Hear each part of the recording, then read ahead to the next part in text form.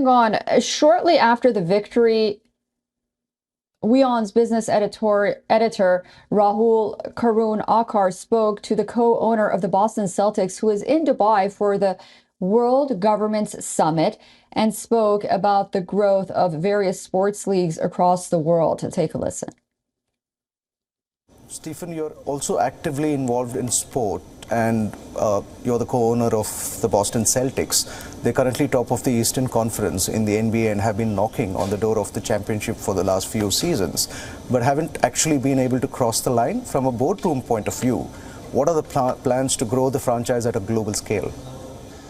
The NBA, under the leadership of Adam Silver and previously him, David Stern, has been really out ahead of all the trends globally.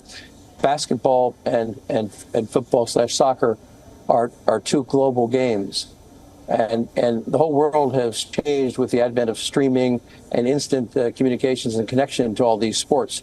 So as internet companies and traditional broadcasters and streamers compete for the content, you've seen enormous growth, and now you can reach consumers all over the world. I was walking around Dubai and I saw people in Celtics jerseys, for example. Right.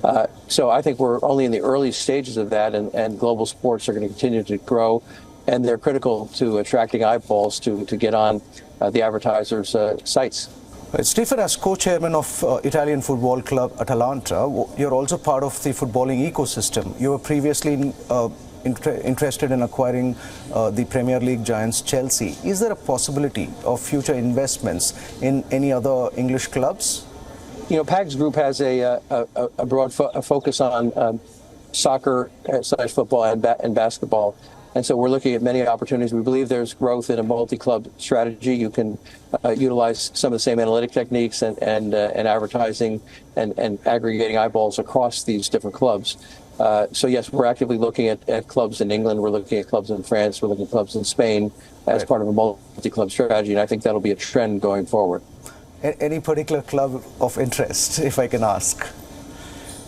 If I said that, they'd have to shoot me. So that's confidential. We keep that confidential with the clubs. But there are a lot of interesting clubs out there. Right. You know, COVID has really precipitated these clubs needing capital, because it was a really tough period when you couldn't have people coming to the matches and ticket sales. So a lot of the clubs need capital investment, and those are the kinds of clubs we're looking for at PAG's Group, to use our expertise to improve and build those brands.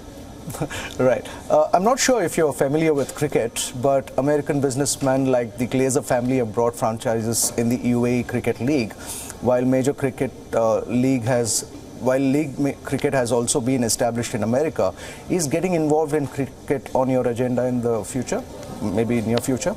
Well, that might be a sticky wicket for us, because we really have focused on basketball and soccer as global sports. But I've seen the incredible growth in cricket in India. The 2020 format has proved to be fantastic for television, and obviously all the Indians that I know are obsessed with cricket. So I think it can be a global game, and there's growth there. So I applaud people like the Glazers for investing and trying to grow the sport.